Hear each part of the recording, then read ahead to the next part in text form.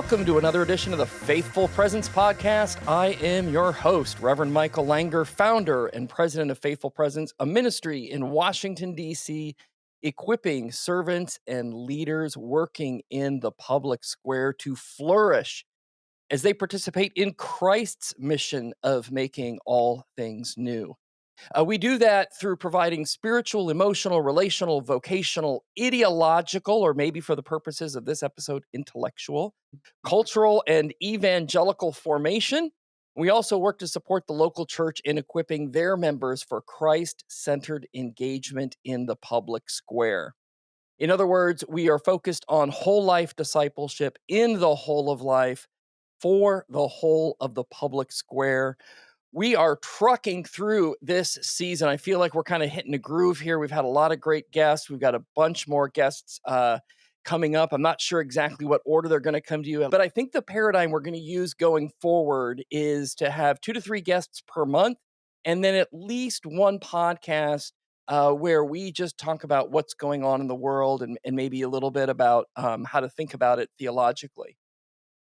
Today's guest is Dr. Josh Bowman. Dr. Bowman is the executive director of the Ciceronian Society and has been a part of that organization since 2013.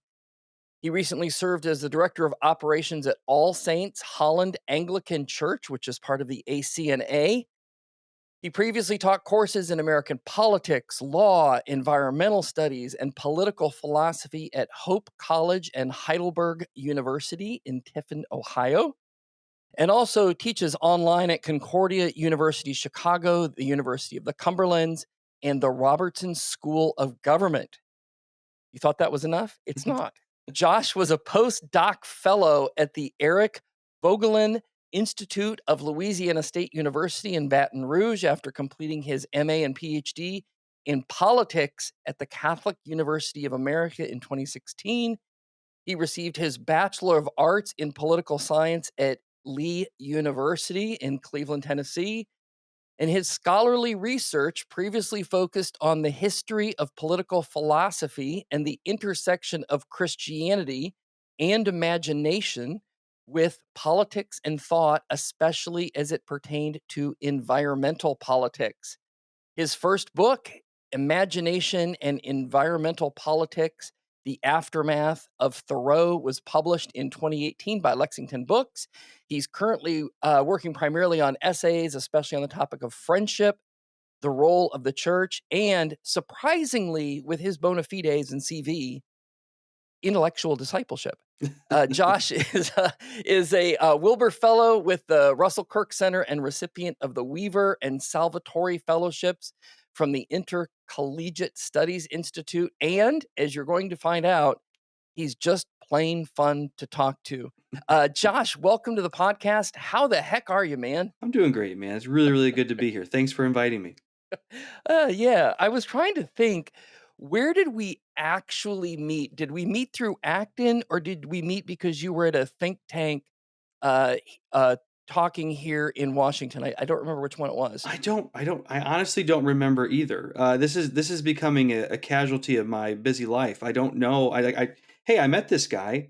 I don't remember where. It could have been Acton. It could have been at the Philadelphia Society. It could have been something like that. I mean, I don't know if you go to there, but I've met, especially this year. I feel like I've run into so many people, so many really great, interesting people doing great work, and I can't keep everybody straight.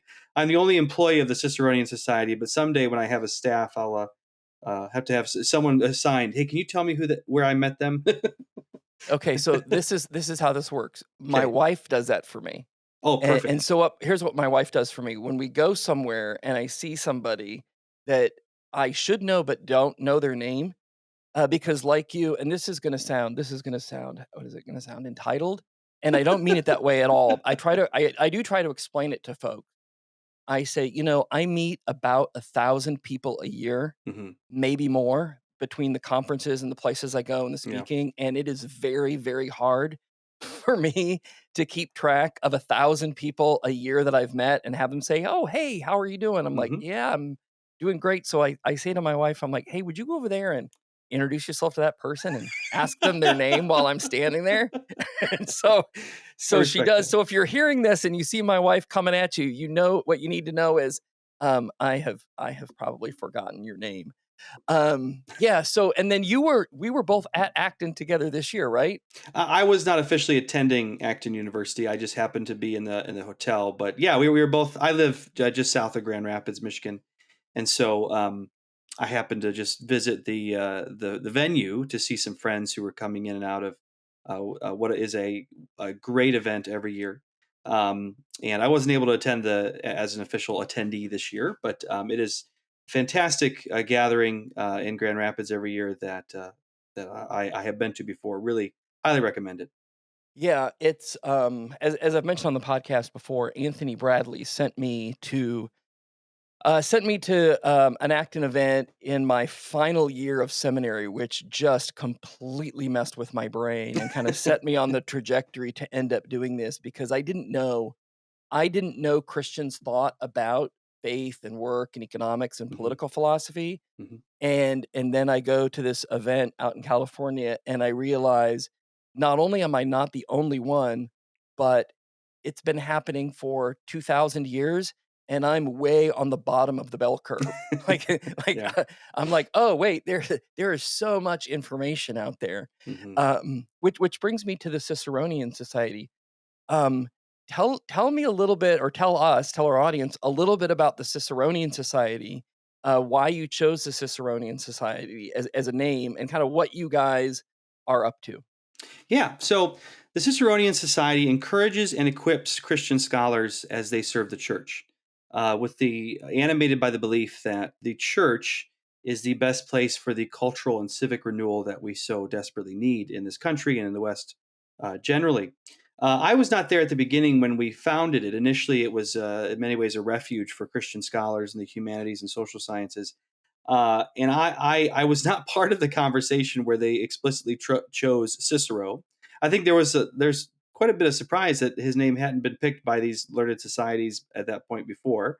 Um, and we couldn't choose the Augustinians. That name's been taken for quite a while, which is probably a more accurate name, right? Right, But right. um, Cicero represents many of the things that we uh, believe in and think, although incompletely, right? So we have three core themes that we tend to emphasize: we tradition, place, and things divine. Things divine being a phrase of Cicero's. Um, and these all animate what we do. Place being probably our most distinctive feature, right? Things divine being reference to our faith, um, and tradition being reference to many things we could talk about. Um, we also describe ourselves as an organization that we take our faith seriously, we take our scholarship seriously. We do not take ourselves seriously. So that is This certainly is why true of you're us. fun to talk to, right here. This part right here is why you're fun. And so we've been doing this now for 12, 13 years.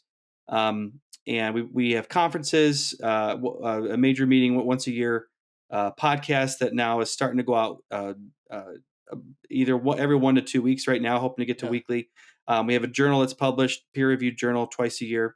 It's a great venue for scholars of all shapes, sizes, especially in the humanities and social sciences, but also many classical educators and clergy who want to explore the scholarly side of their profession. It's a great venue for graduate students and younger faculty in particular to test out ideas with a friendly audience and with friends. I think that in that friendship aspect, which I hope we get to talk about, is a key part of this. It is the main ROI, if you will, of the Ciceronian Society in many ways, is the friendships we create. And that's why this year we just launched a membership program just a few weeks ago, which we're already halfway to our goal for the year. I think people are very enthusiastic to be part of this community, because being in the company of smart Christians is a qualitatively different experience. Christian people who take their faith seriously and who have read a lot,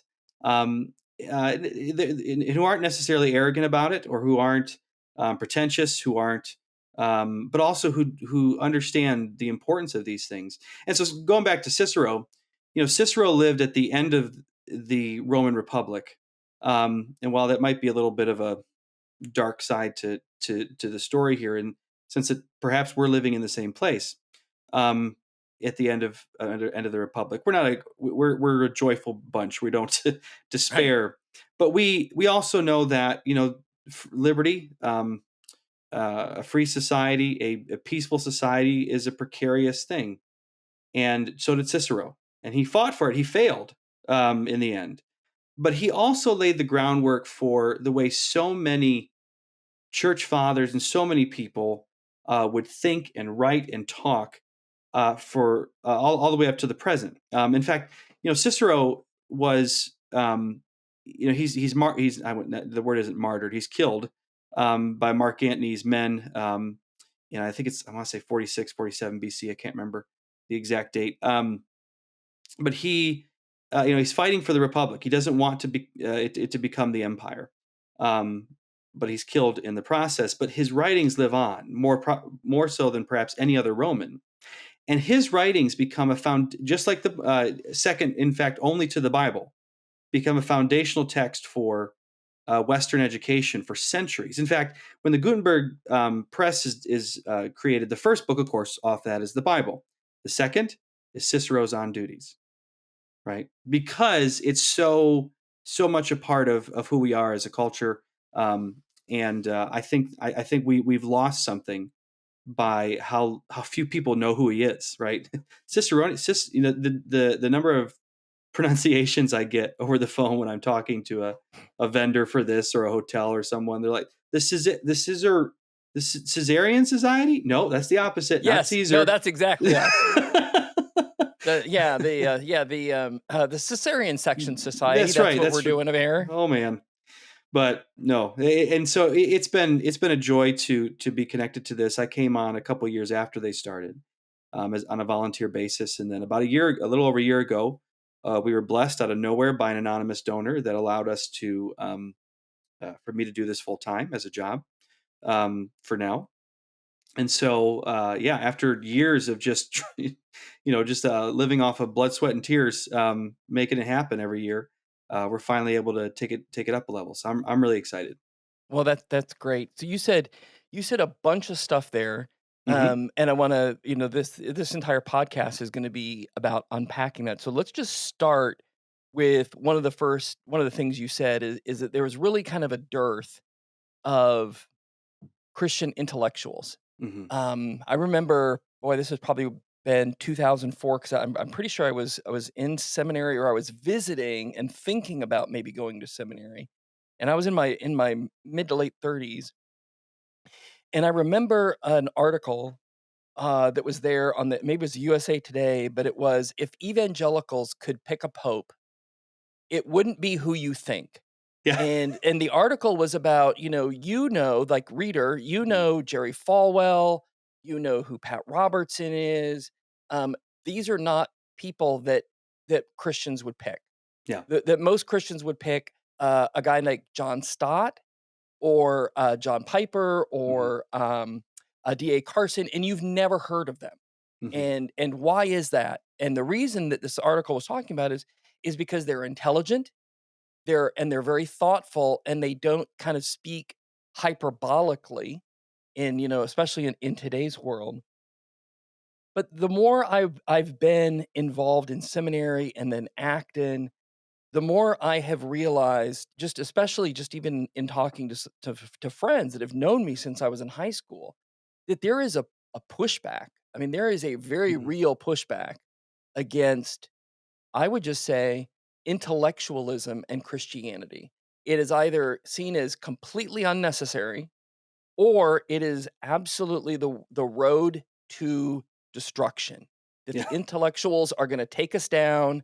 They always do. They just nuance truth to try to find some way to get their, Hmm. enlightenment-based worldview in there, and then we're down to scientific materialism. So I would love for you to talk about the importance of Christian scholarship, and I don't just mean for, like, you and I, because Hmm. if I think if you and I had our druthers, we would make all pastors.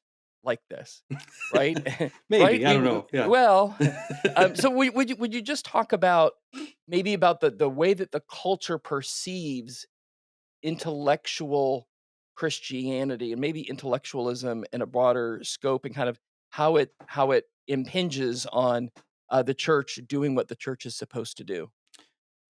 So something you said earlier made me think of an article. I can't remember the year or even the publication. I want to say it was in the Atlantic, actually, by Alan Jacobs, an article called "The Watchman," and he was lamenting the loss of kind of public Christians of the caliber of Reinhold Niebuhr and C.S. Lewis, and the Right. fact that there was no longer, at this point in our history, these public faces or bridge builders or cultural interpreters that could help Christians understand the world around them or what's going on. And there was also no one who the non-Christian world would look to reliably or would be willing to listen to understand. Okay, what's the Christian take on this?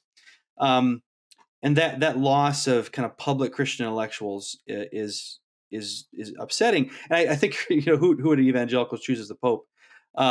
Yeah, who the heck knows what the answer to that question would be today? There's so much truth to the fact that we, as a church, and I say the church in a very broad sense, um, we're at a really critical time here where you know taken we're in a time where there's the residual Christianity is no longer there especially in American culture. The biblical literacy is diminished drastically among Christians, as I mean, heck, among pastors in some cases, and it gets kind of disconnect from our tradition and our history as a church. And so we're faced with what seems like a lot of new and challenging questions and moments.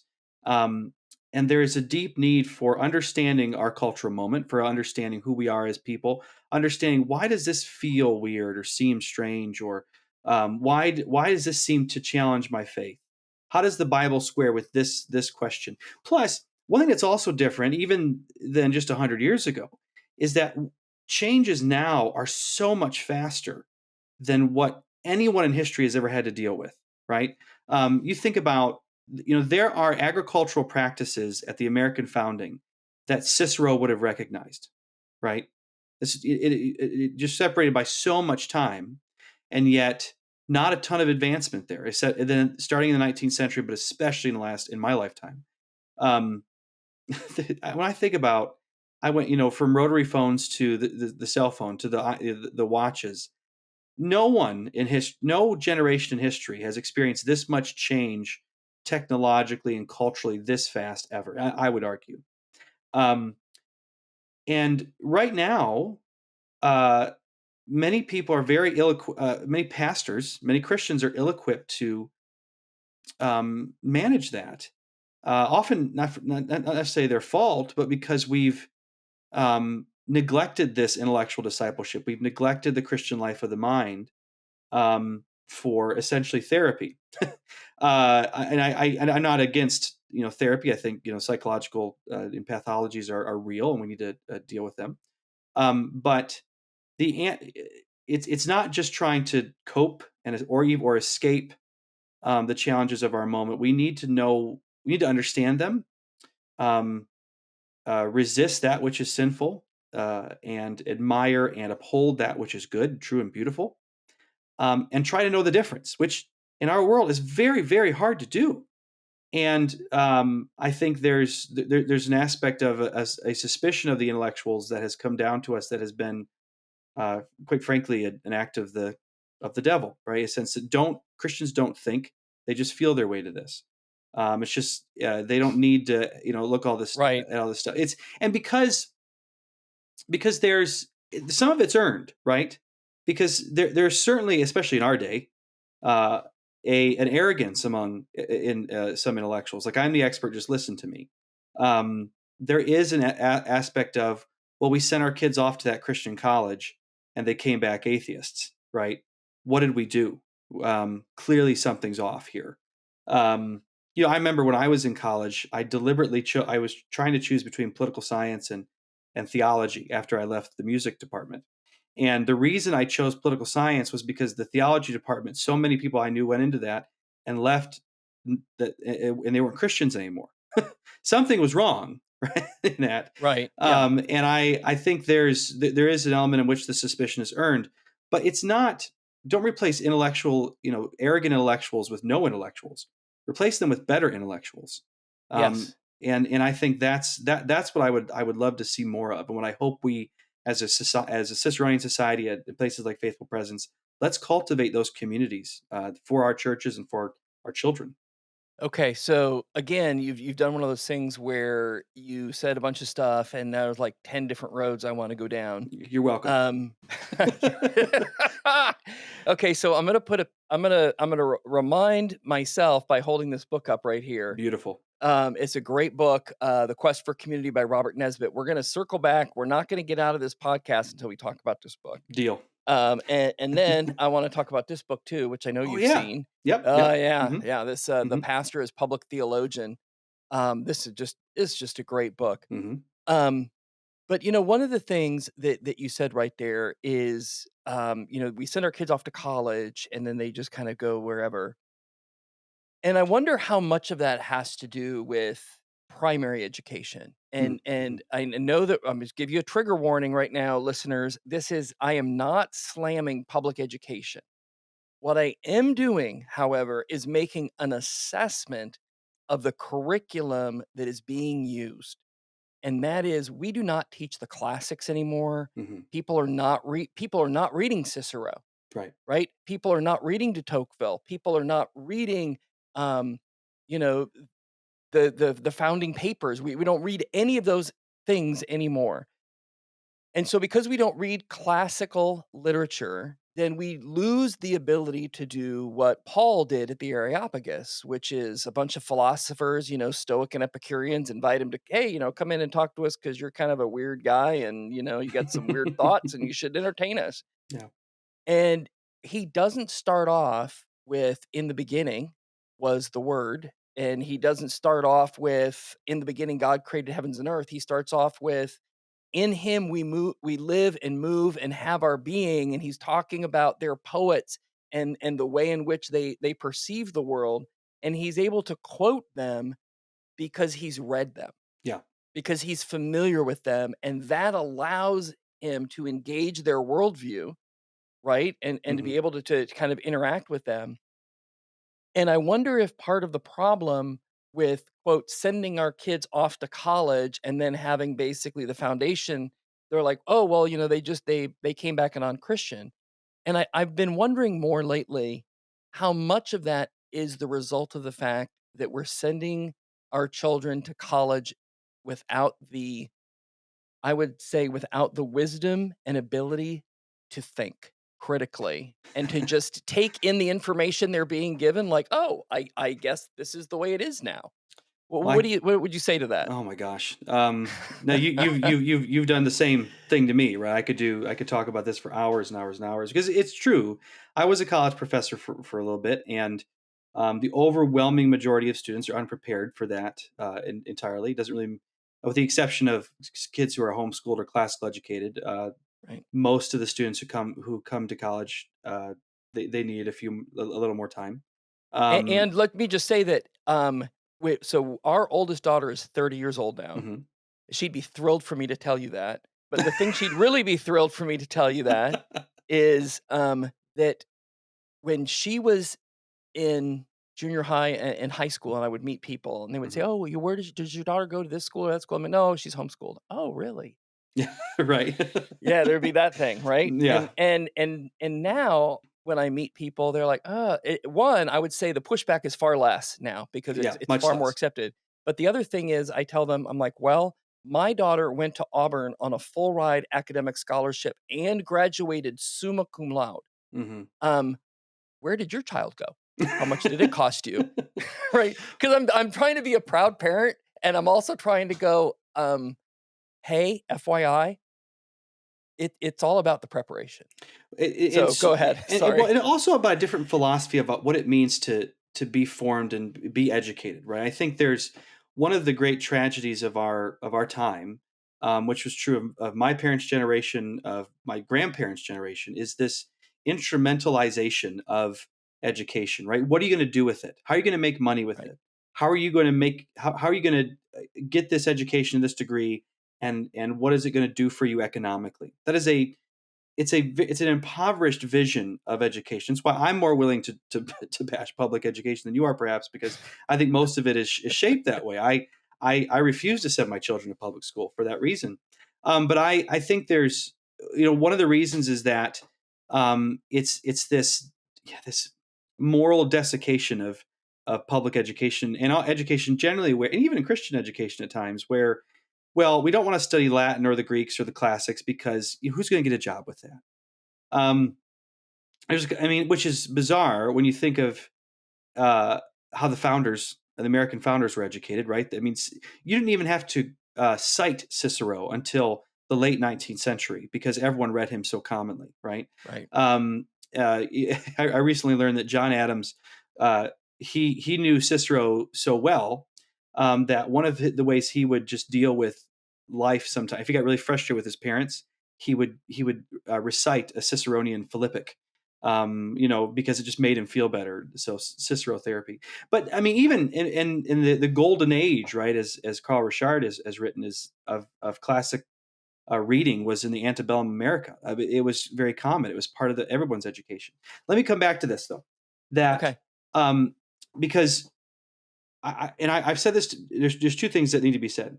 Number one, so much of, and this is in higher education, it's in primary education beforehand, is they educate with an imagination of what the world is going to be like, that is often poorly conceived, right? So all you need is this toolbox of skills, and when you go into your adult life, you're gonna take these little tools out of here, and you're gonna apply them to this, and you're gonna make money and be happy.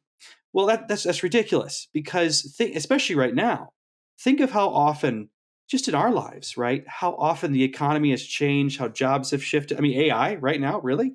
You talk about upending everything. It- a classical education, and that can mean many different things. There's no one agreed upon definition of this. Helps you to learn the moral, ethical, imaginative side of what it means to be a human person in the fullest sense. It helps you develop a kind of intuition, and I consider imagination and intuition to be synonymous. And you think of this, you develop that intuition so that no matter what happens, you can adjust to life circumstances. You can meet these different challenges because you've developed as a person more morally, ethically, imaginatively, in a way that sets you up for success no matter what happens. The other side of this, and this is more of the Christian side as well, is, I was always so frustrated by how students were so obsessed with whether or not they were going to pick the right major or classes, because they thought, well, am I going to be unemployed someday? Am I going to be living in my parents' basement again? Right, kind of thing. Nowadays, the answer is probably yes, at least for a little bit. But the other side of that is they conceived of their education as how their education prepared them to serve themselves, right? But you are being educated, you are being blessed to bless others. That is why we learn, right? That's the caritas that Bernard of Clairvaux talks about at the end of the essay that we had mentioned earlier. But it's this belief that we learn and we understand things to serve others. And I think there's so much to be said about reading the ancient Greeks and Romans, as well as the church fathers, as well as Augustine, and of course the Bible, right? The Bible is primary. That we learn these to love and serve Christ and to serve others. And to me, that is what is missing at every level of education, is that aspect. And so, yeah, I could go on forever about that, but Okay. So I want to get to this article, yeah. and like, so one of the things you've also said is, we just need to, one of the things that you talked about was, just do the good thing, and then we make it sound really easy. But the thing is, as you know, it's not very easy. At Faithful Presence, we use something called the 4 questions of Faithful Presence, Hmm. which are, what is good that I should encourage? Hmm. What is broken that I should work to restore? Hmm. What is missing that I should work to create or develop? And what is evil that I should work to oppose or eliminate? Hmm. And when I discussing that with folks, they say, "Oh my gosh, those are great. Those are so simple and so easy." And I'm like, "They are not at all No, simple, and not they at are all. not at all easy." Because here's the thing. You have to know which goes in each category. Hmm. What you can't do is make a category error.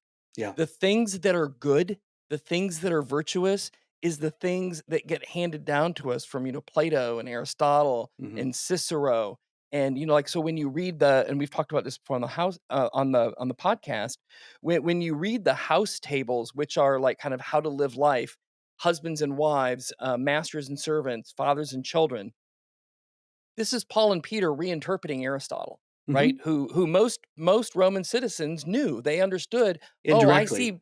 Yeah. Yeah, they're reinterpreting this. They're giving new value Hmm. to this, and they're recalibrating what is good Yeah. and what fixed looks like, right? Hmm. What do the new heavens and the new earth look like? And so these are difficult things. And, one of the things that I have always appreciated about Christianity is how diverse it is. Hmm. And Makoto Fujimura, maybe back in 2007 or so, wrote a piece called "A Letter to the Church from Artists," and effectively, this letter said, "Hey, you used to revere us, Mm.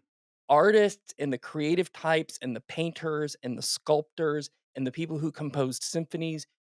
We used to be an integral part of the church, and then you decided you didn't need us and you Mhm. didn't want us and we were bad. And so you kicked us out." Yeah. And the world was willing to say, "We'll make you gods. We'll Mm. worship you." Mhm. Right? And that's the tension, right? And so now the church is empty of this. And I think we've done the same thing with intellectuals Mhm. within the church. Is the church has said, "We don't need you, we don't want you, and you're probably bad." And in this article that we're gonna post a link to, because I really think it's a phenomenal article that everybody should read about intellectual discipleship. You started by saying Christian congregations need intellectuals and intellectuals need Christian community. Mhm. But a century of animosity between church and academy, exacerbated by polarization and politicalization, has left both churches and intellectuals worse off. And here's where I feel like you're drafting on Nesbitt's The Quest for Community. Do you want to please talk about the role of intellectuals in the church and why we need each other? Why Yeah. why we have to have them in our midst? Yeah. I think today, it's like where do you start with that? I think today we as human persons in a world that is, especially right now with AI, you're struggling to even know what is real and what is not, right? Am I talking to the bot of Michael Anger, right? I mean, it'd be it's so we want something that is real, authentic, and not superficial. And today, especially among evangelicals, I think there is a tendency toward that superficial, because the superficial gets you the clicks. The superficial gets you the people in the door. It's a way. It's a cheap way, maybe not financially cheap, but in terms of effort, it's cheap to just entertain, right? Infotainment, and I don't know what the other phrase would be on the other side. I mean, let's give them a rock concert and a TED talk, and it's church, Right, right? Um, I mean, I'm not. Yeah, I mean, it sounds harsh, but I've come to think that harshness is necessary, because there is so much richness, there's so much depth to the Christian life that so many people are missing out on. Um, and so, on the one side, I think the church desperately needs intellectuals. Now, you may have clergy that are very intellectually inclined, that are very well educated, maybe, in multiple different denominations. But look, they have a lot on their plate. Um, they would love to practice being apologists and reading these difficult things with you, but they probably can't. And so there is a service that intellectuals can provide for churches. I think there's just this deep need, and especially younger generations who are really on fire. And to use that overused term, but I think it's true. Your and I's generation uh, either has given up on church or is just so cynical about it, or only goes to those churches that don't demand anything of us. But younger generations, Gen Z, I think Gen Alpha, they have their own issues, but there's also there's a growing desire for something more intellectually, spiritually, personally rigorous. Like, give me something real, right? Yes. I don't want this artificial, digitally mediated faith, because it's just not. It seems to be less human. That's right. Help me be more human. And so I think intellectuals, who are themselves well formed, who are rooted in a particular place in a community, who are willing to listen, who have the humility to just ask questions, and who have the discernment to say, look, this person's not ready for this conversation yet, right? But they're ready for, they have that question. Let's start talking about it, right? Um, I get, just an example, right? I think there's, I it's easier to deal with someone who's handling maybe relational issues, or they saw this YouTube video, um, or they encountered this particular book and they have these questions about maybe it's something divisive or something about reality. I'm not going to give I'm not going to discuss with everybody in my church something that was written by Freud or Nietzsche. You're not ready for that yet, right? Right. As fun as it would be, but I think an intellectual needs to be in the church and to know those, to discern that, right? But here's the other side to this, and something I have seen as in a learned society, and getting around with a lot of other academics, is there's also a reciprocal cynicism about the church among intellectuals. They don't go. They don't want to participate. They don't want to teach. Right. They don't necessarily see themselves as loved by the congregations. Look, you Not are incorrectly, no right? right, right. Right? They're smart people and they can tell they don't want me here. But there's also a sense in which, like, they even if that love was like in my in my church, that either they don't feel that way, but I think that's rare. And I think that there's an element of, like, you recognizing you need this community too, right? Don't go in thinking, well, I got a PhD, they need me, these peasants, right? I I shall enlighten them with my genius. Well, um, you also need to be formed and healed. You need to confess. There's a place for confession. There's a place for remembering what it means to be a Christian. Right? I think we can get so book heavy, and so just what's the word? Just so preoccupied with some of the nuance and details that we're so occupied with the trees we miss the forest. Right? Yes. Yeah. That's our problem. And, we're not. We need to pray, right? We don't know everything. We're still living on faith, right? If there's one thing that getting a PhD and reading more has taught me, is how much we don't know, as human persons. We act like we do. We act like we got a lot of stuff figured out that we don't. And you're going to have to live in that world of faith. Plus, look, there's some questions that you're going to need to answer in community. You can get a PhD and have no idea how to be a dad or a husband, Right. or Or a pastor, or a pastor, right? right? Or a Right? pastor. Yes. Let's just own it, right? And so I think there's an element of, like, you absolutely are going to need the wisdom of this community. And look, sometimes it's that older gentleman who's been, he's been doing this a long time. No, he doesn't have a PhD. He's never read C.S. Lewis. He has no idea who Aristotle is. Plato is a thing that his grandkids play with. But Right. he has that wisdom of, look, I've been here before. Let me pray with you. Yeah. You're going to make it through this, right? When we hit bumps in the road of life, right? Intellectuals are just as susceptible to that as anyone else, right? We experience death and loss and pain and failure and sorrow. Um, Look, there's a lot that can be. You can have the consolation of philosophy, if you will, and C.S. Lewis, A Grief Observed or something, to deal with these things. But you like C.S. Lewis, you need a community. You need, whether it's your inklings or your or a family, and you need friends. And I think A lot of intellectuals forget that, and Yeah. their cynicism of the church keeps them out. Yeah, you brought up C.S. Lewis a few times, and most of our listeners will know him, will have read him, will love him, but many may not know that during World War II, and specifically during the bombing of London, C.S. Lewis was on the radio pretty regularly talking about what was going on, connecting it to, God's purposes in the world, but using language. I mean, he was teaching at Oxford and Cambridge. He was a very, very smart man, but they did not have him speak to the nation as they're being bombed into what, many thought, Mhm. we're just not gonna live through this. Yeah.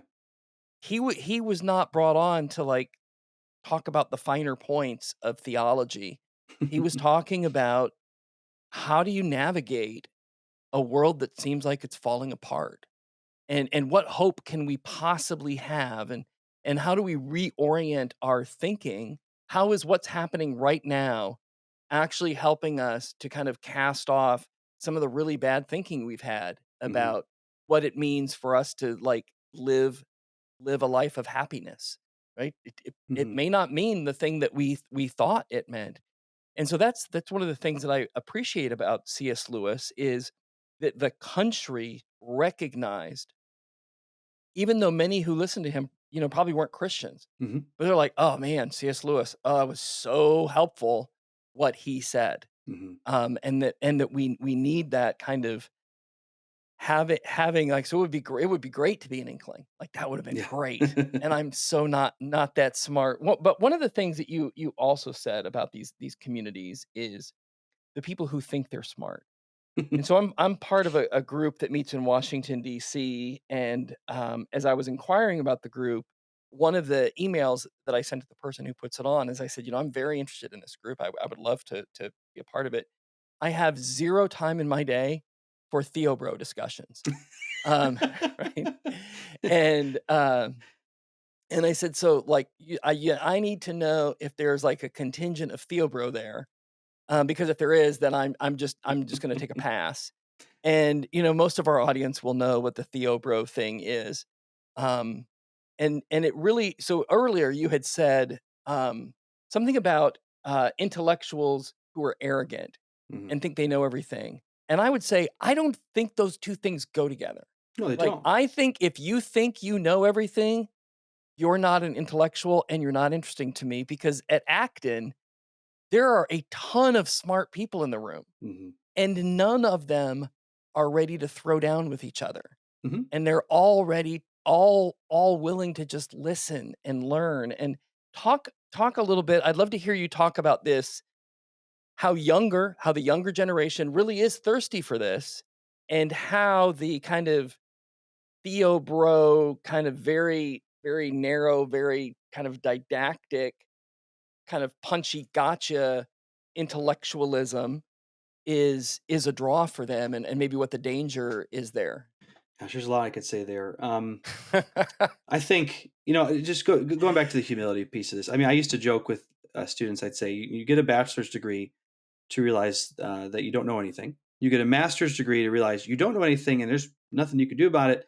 And you get a PhD because you lost your mind. So that's that's how it feels. Because I mean, there That's there not is inaccurate. there's there's I mean, there's definitely an element of humility. We do know some things, right? I mean, it's not that we all only have questions and that we have no answers, but we need to present them with humility. And if you don't, if you operate from a purely materialistic worldview or a more nihilistic one, these are the world that's the worldview that really shapes most of higher education in America today. Um, then you kind of know you don't know everything, but you got to survive. So you better pretend you know things. You got to make your argument. You got to win the argument. Yeah, you might be wrong, but it's not about whether you're right or wrong, because right and wrong doesn't exist. You need to win. And you Right. need. And That's 100. You are unpack more of that, please, because that right there, that is gold, and that is what is driving this polarization that's happening right now. it's leaked into the whole Theobro thing, into the church, right? It's, well, we got this figured out, right? somehow we read the word of God, the God of the universe, the God who created the universe, and we get him. We got this all figured out. Just me and my Bible. Look. I'm someone who believes in the inerrancy of Scripture. I believe in the truth of the Bible.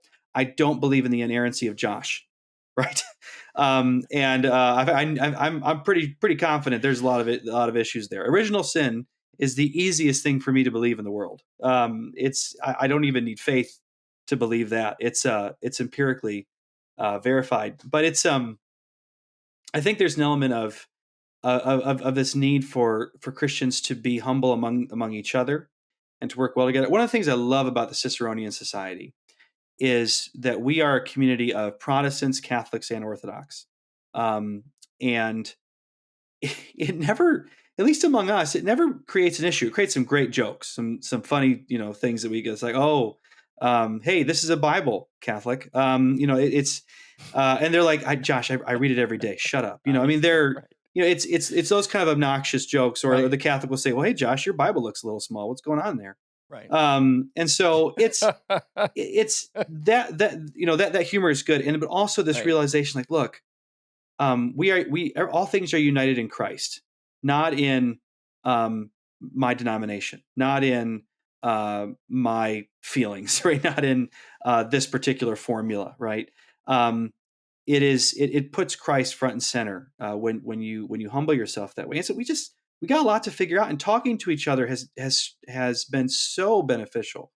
Um, I may not have the same philosophy about icons, for example, as the Orthodox do, but what a blessing they are to have in times of prayer, where it helps me think about the saints and about Christ, and because look, sometimes it's hard, especially if you have like ADHD like I do, where your brain is going everywhere, and you want to picture Christ, right, and talk to him. If you close your eyes, your brain's going to go Right. everywhere. Like, you're going to think of, Distracted by bacon. yes, well, Right. now I am, yeah. Right. I want some right now. Anyways, gosh, why'd you say bacon? I know. And then right, so but you're looking at an icon that is the face of Christ. Obviously, we don't know exactly what he looked like, but it is a face you recognize as Christ. That is a powerful way to help you in prayer. And that time spent in prayer is so important, because it's a lifeline. Time spent in scripture is a lifeline. But again, we don't have this all figured out, and we need to be reminded of the traditions and the questions. I think that's actually going back to something I don't know if I said this in the article or not, but um, one of the biggest reasons why intellectuals are needed in the church is because so many Christians have forgotten what Christianity is the answer to. They've forgotten the Yes. question. Yes. This Right. this is something Eric Vogelin says, and I can't remember where he says it, but it's not that Christians don't have the answer. They've forgotten the question. Um, they don't even know why they believe it anymore. And I think that's what is changing with this younger generation, by the way, where because they saw the superficiality of shallow Christianity, where it's Yeah. just it's essentially a kind of Christianized, not Christianized. It's essentially a Christianese therapy, right? Well, Where so you want to go to moral therapeutic deism as pop yes, Christianity, right? Which is, yes, hey, yes, I love Jesus. He makes me feel good. He's my best friend. And when I'm sad, I pray to him, and everything's just going to be great everything's for me, magical, yeah, and right? that is just not reality. And this goes back to the tradition. When you read the history of the church, you learn about the saints, you learn about the martyrs, you learn about the reformers, all these people. How in the world can you come away from that thinking that the Christian life is easy? Right. That's exactly It's right. a, and I also think, just read the Psalms, right?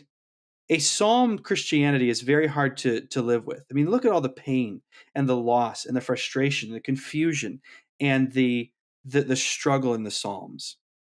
So many of us in the last, I would say, 70 years were raised in, not with it was the Christianity of Psalm 23, which of course is beautiful, I agree, but Right. not Psalm 88, right? I think that's the psalm that historically has been said was Yeah. what Jesus prayed in the garden.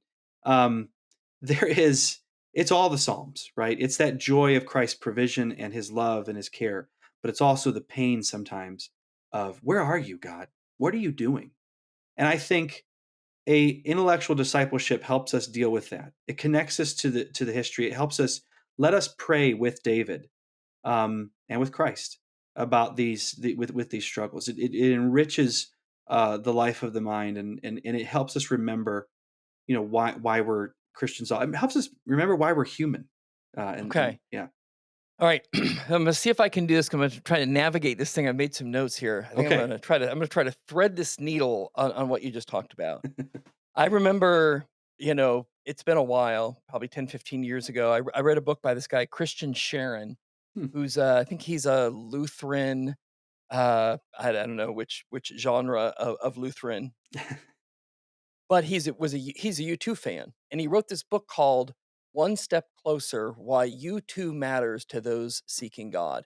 And he goes through kind of the standard U2 corpus, and he's talking about pain and suffering and providence and economics and all of this stuff.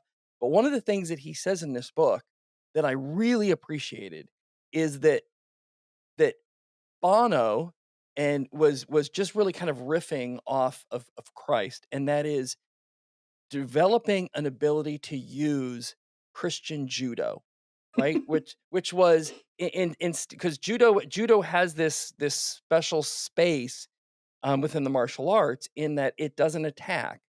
It waits for you to come at it, and then it uses the momentum of your attack to kind of redirect you over somewhere else. Hmm.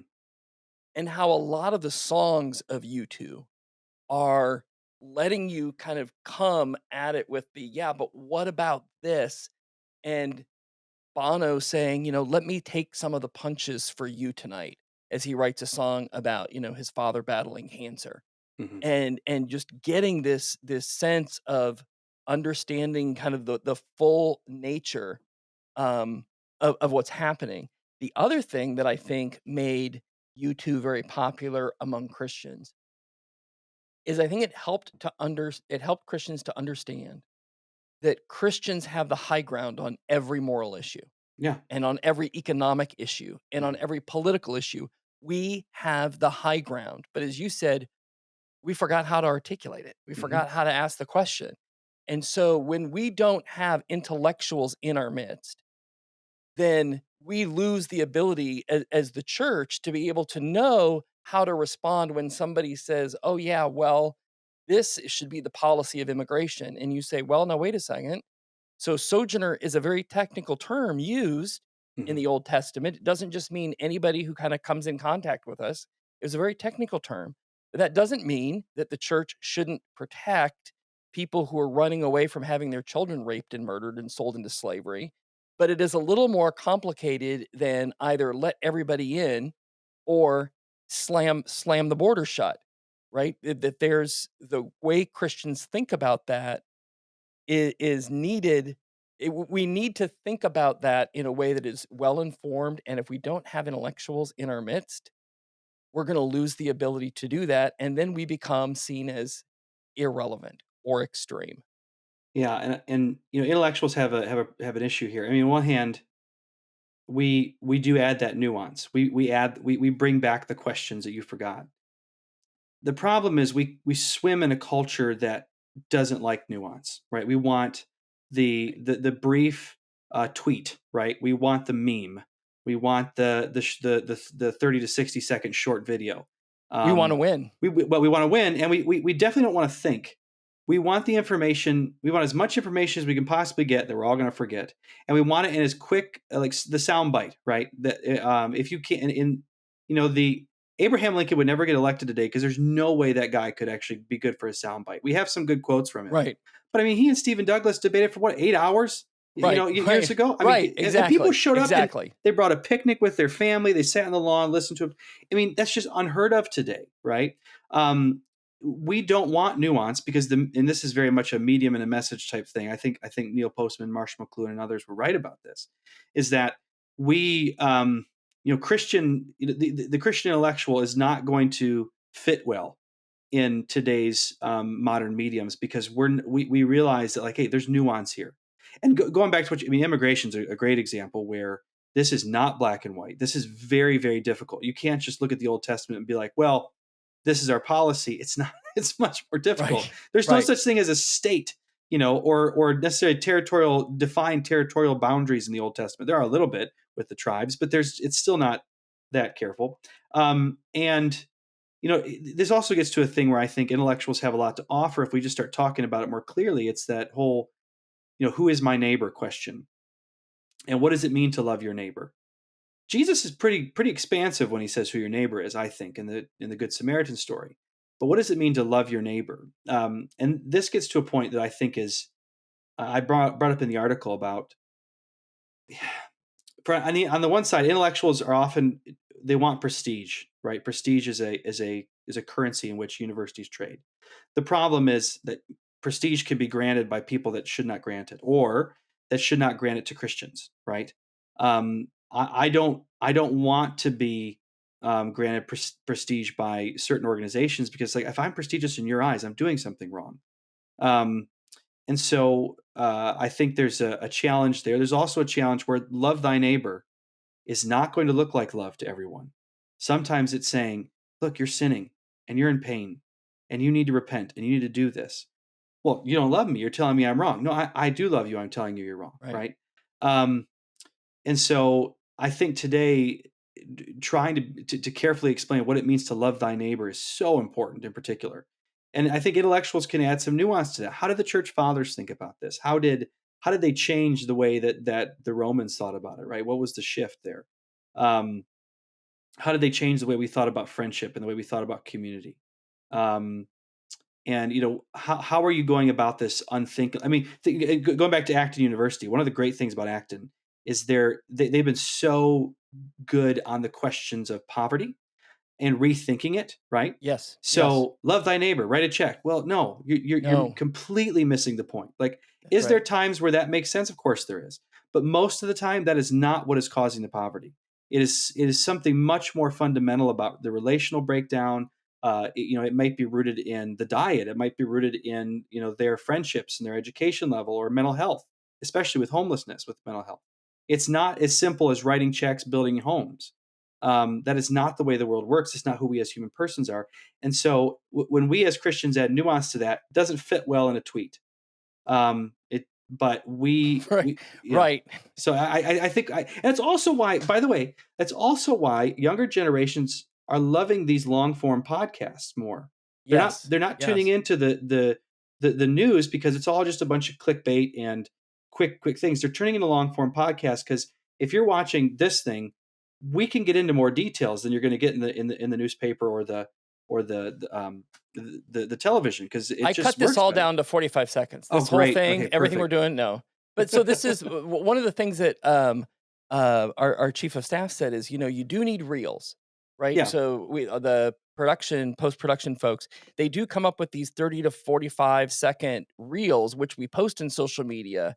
But the whole idea is that they click on that and then you're watching the whole thing, right? Right. Because and you brought up Acton. When I started going to Acton, I would get invited to these Liberty Fund co-sponsored Socratic lectures, Yep. Yep. and probably I've probably been to 8 of them now, but probably for the first 4, I thought I am only being invited as a comedic foil because I don't have a PhD. Um, I don't know what's going on. These people are ridiculously intelligent, but where I kind of got it was one of them was on reimagining the idea of social justice. Mhm.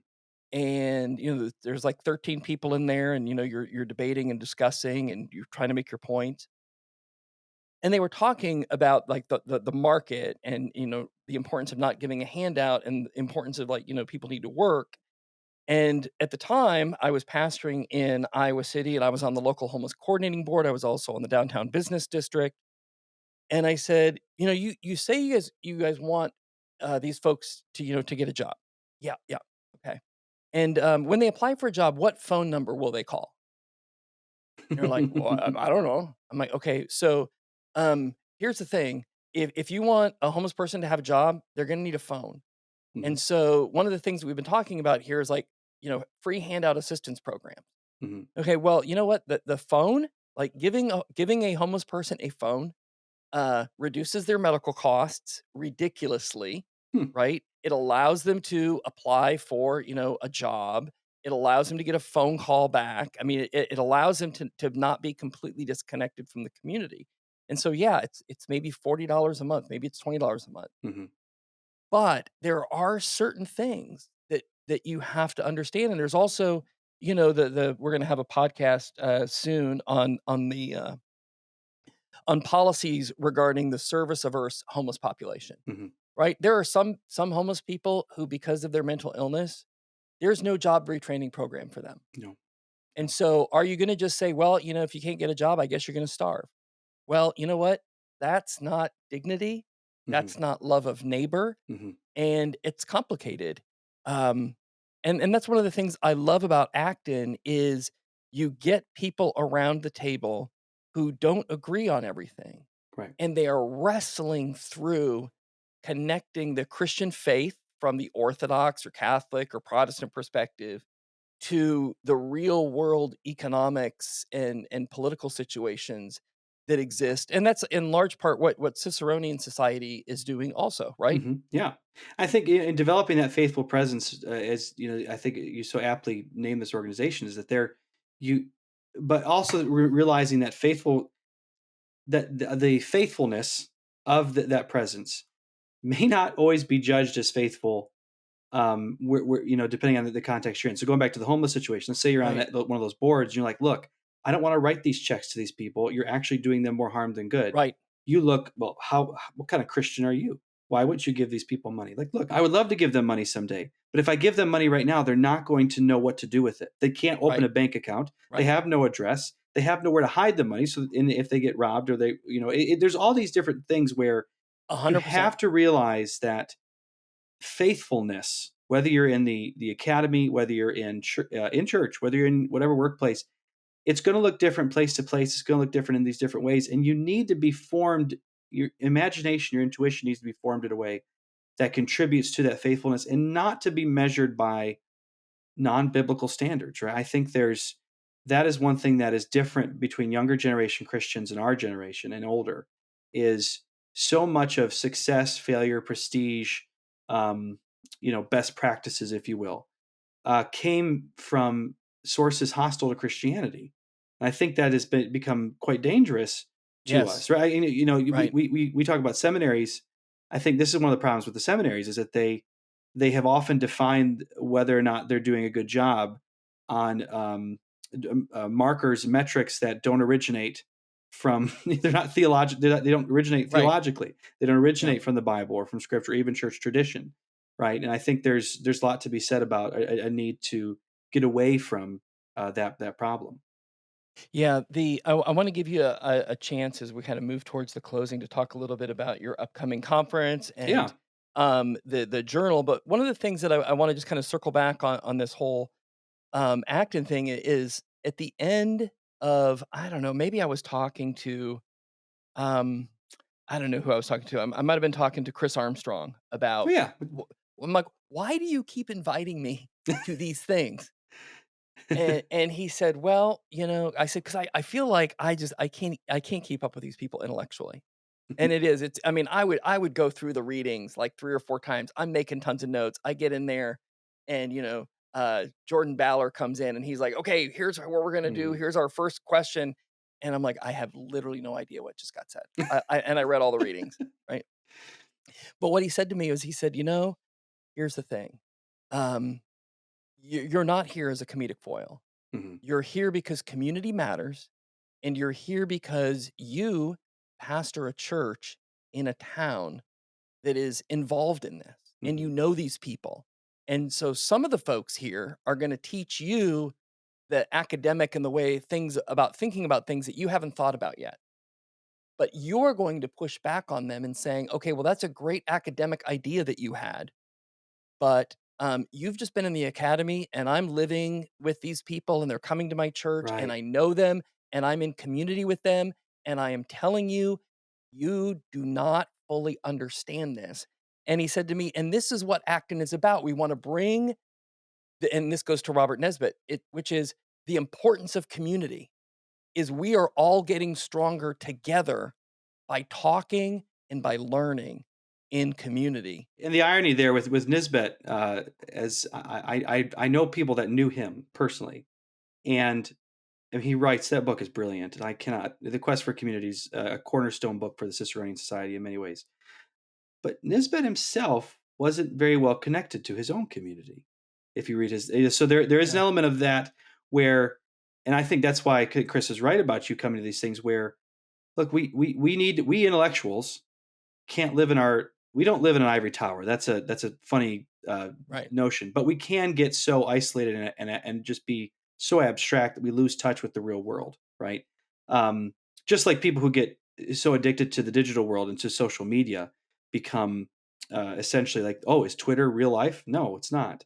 And so it's the same problem. We need to be reminded, like, hey, there's real people out here who do not have a PhD and who are struggling with these questions. How are you going to talk to them about this? And look, not everybody needs or should be a scholar, right? Not everyone is called to do that.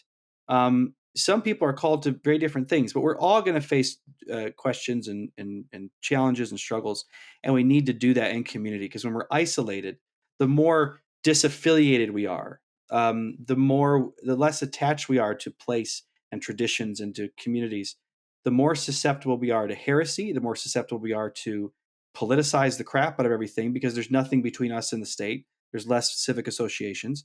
And so we become far more vulnerable to all manner of sin and all manner of just political co-optation, because we're not rooted in anything, either abstractly or geographically. And I think there's something to that. Speaking of Chris Armstrong, by the way, I just want to give a shout out to him on this podcast, because just a few days ago, I was stranded in Minneapolis at the airport. I missed my connection, and he gave me a place to sleep on his floor on his anniversary. He did this.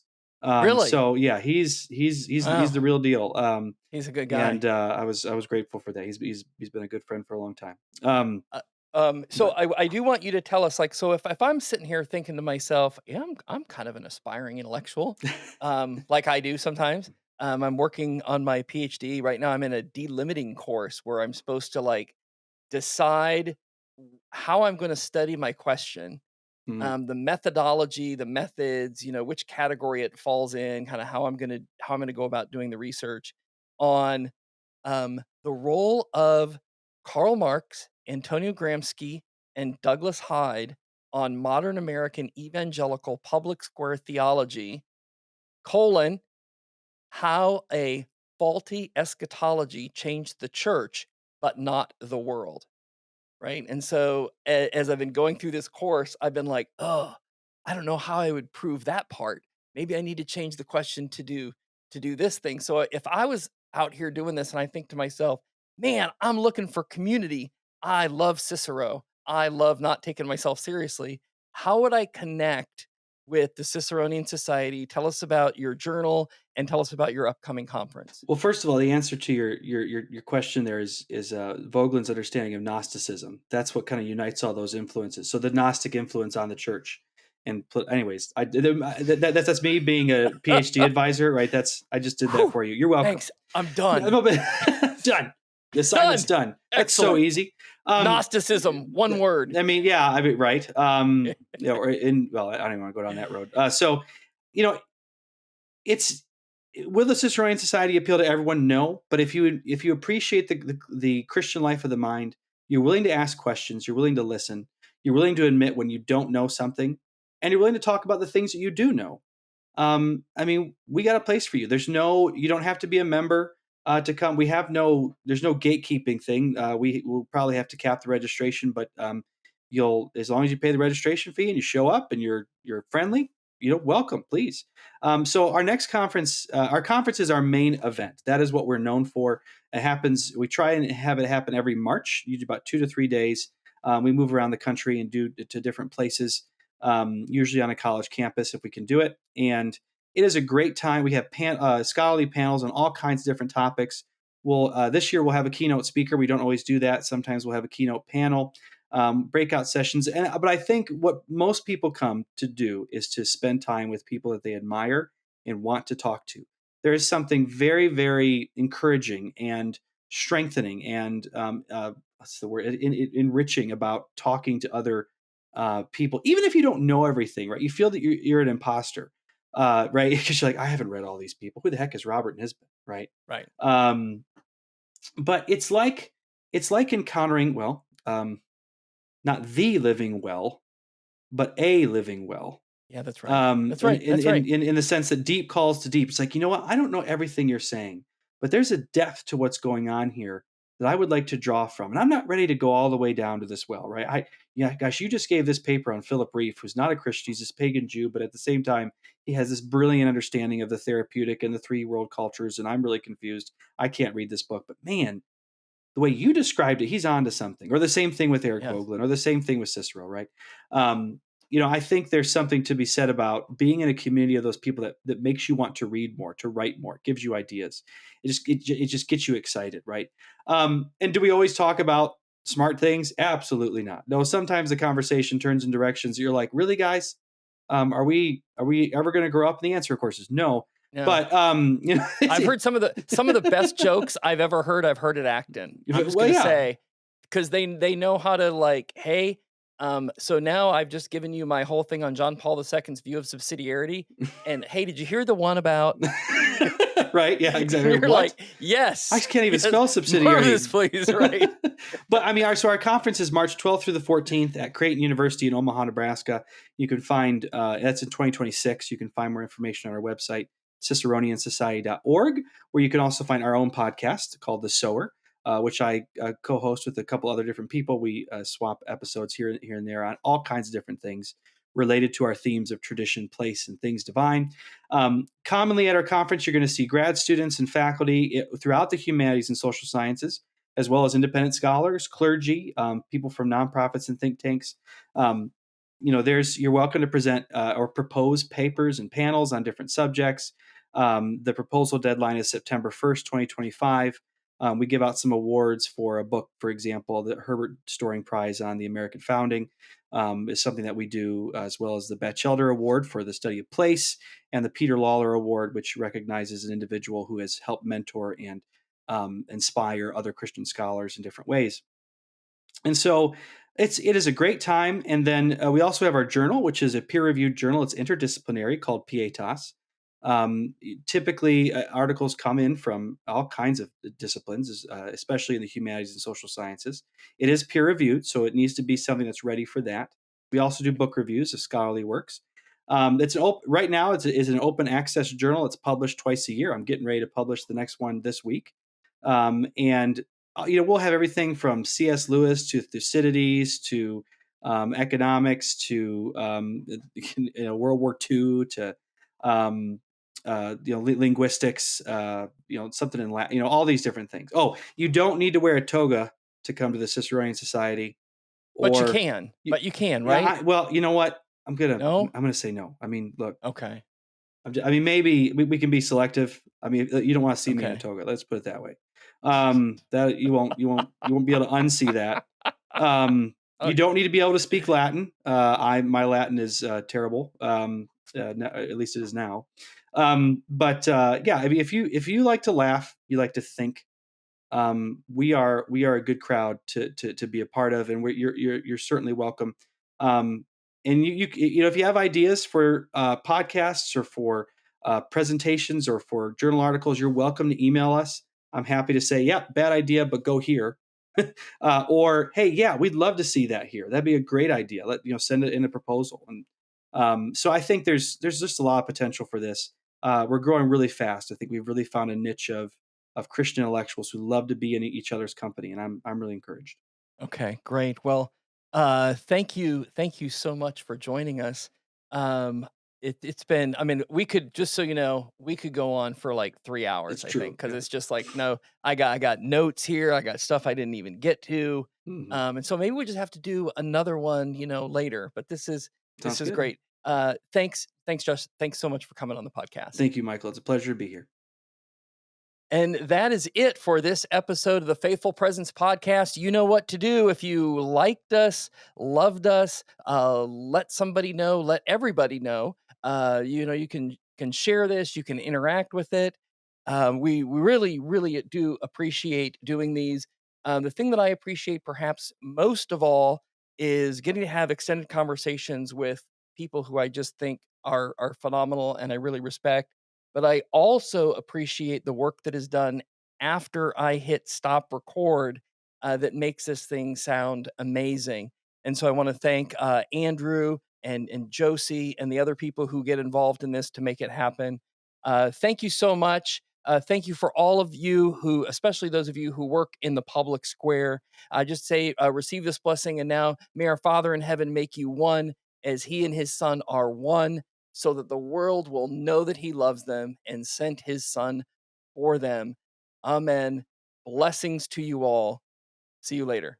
Bye bye.